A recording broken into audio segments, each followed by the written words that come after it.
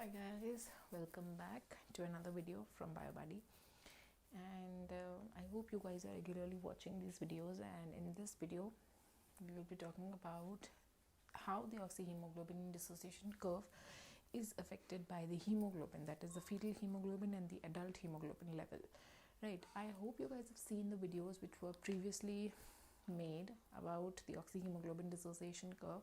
That was a very simple video, and I have also made the two factors we have discussed in another video. In a single video that I have made, in that video we have shown that how is oxygen and hemoglobin are combined together, they are aligned together, they combine together, and they are forming that curve.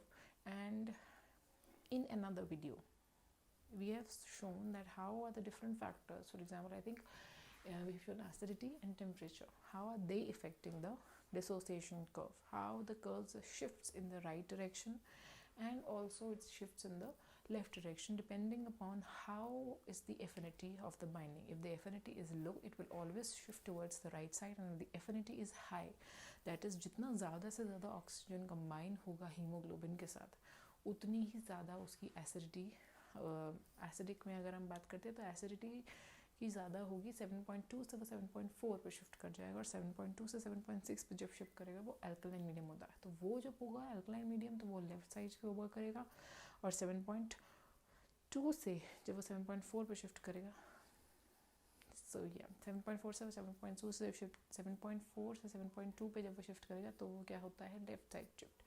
जब भी कोई curve left side shift करता है तो उसको हम क्या बोलते हैं कि उसकी जो एफिनिटी है ऑक्सीजन से बाइंड करने की वो कम हो जाती है, मतलब वो ज़्यादा से ज़्यादा ऑक्सीजन रिलीज़ कर देता है क्योंकि हमारी बॉडी को ज़रूरत होती है। बट अगर बॉडी को ज़रूरत नहीं होती है, हाई टेम्परेचर में, अगर कोई लो टेम्परेचर है, बहुत ठंड है, कोई फिजिकल एक्टिविटी नहीं हो रही है, तो at that point of time हमारी बॉडी को इतना ऑक्सीजन नहीं चाहिए होता है, normal amount of oxygen through breathing and through water we getting, but oxygen को हीमोग्लोबिन से डिसोसिएट करने की जरूरत नहीं पड़ती, तो उस केस में हमारा कर्व जो होता है वो लेफ्ट साइड में शिफ्ट होता है। But this is now the factor that is known as the foetal haemoglobin. Foetal haemoglobin का जो कर्व होता है वो लेफ्ट साइड पे पहले ही प्रेजेंट होता है, और एडल्ट का जो हीमोग्लोबिन होता है वो राइट साइड पे पहले ही प्रेजेंट होता है। अगर वो लेफ्ट साइड पे, दैट मीन्स उसकी जो हीमोग्लोबिन से बाइंड करने की प्रॉपर्टी है वो ज़्यादा है as compare to adult haemoglobin. अब ऐसा क्यों होता है?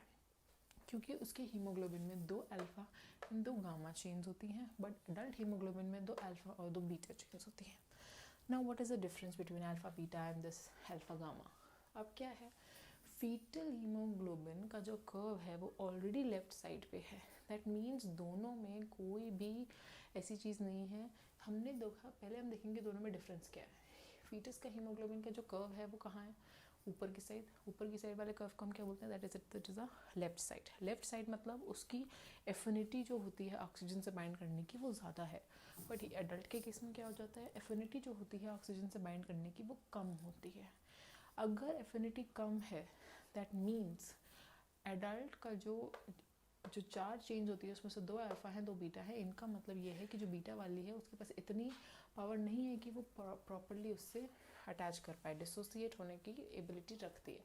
बट जो 2 गामा चेन्स प्रेजेंट है फीटल हीमोग्लोबिन में, उसमें क्या होता है, जो गामा चेन्स जो होती हैं उनमें इतनी पावर नहीं होती है कि वो उसको डिसोसिएट कर पाए, तो उनकी टाइट एसोसिएशन होती है with oxygen. So because of 2 gamma and 2 alpha and 2 gamma chains in the fetal hemoglobin, it has the ability to bind to more and more oxygen. Now after 1 year of birth, these 2 gamma chains, they are converted to beta chains as shown here. So these 2 beta chains, ये क्या होते हैं, ये 1 साल के बाद beta में convert हो जाता है। एज यू ऑल नो, हमारे फीटस में की क्यों प्रेजेंट होती है, one and sole reason of this being presented in the foetal haemoglobin is that, क्योंकि फीटल हीमोग्लोबिन में ये क्या करता है, ये एज यू नो फीटस के पास अपना कोई ऑक्सीजन नहीं होता, it has to take the oxygen from the mother, right? You know that placenta, umbilical cord, these are the attachment tubes which are present in the attachment surface through which it can take the food, water and all the necessary materials for its survival. But अब इस case में क्या होता है, उनके पास खुद का oxygen नहीं होता है, उनको कहाँ से लेना होता है, मदर से, बट मदर के पास बीटा होता है। तो गामा का फंक्शन यहाँ पे क्या होता है, गामा क्या करता है, it helps in the dissociation of beta and haemoglobin and the oxygen present in the adult human being, and from the adult वो क्या करता है, HbA after 1 year HbA F is converted to HbA. ये process चलेगा. अब इसके पास अपना तो होता नहीं है, तो ये क्या करेगा, गामा क्या करता है, बीटा चेन से ऑक्सीजन को, हीमोग्लोबिन को डिसोशिएट कर देता है, अलग कर देता है. डिसोशिएट करने के बाद जो उसके पास ऑक्सीजन बचता है वो उसको अपने पास रखता है, और उसका जो कर्व होता है, it is always present in the left direction. Why? Because it has more ability to bind with the oxygen, right? So this is the major factor which is affecting the fetal hemoglobin. You need to keep in mind that what is the major difference between hemoglobin of the fetus and hemoglobin of the adult.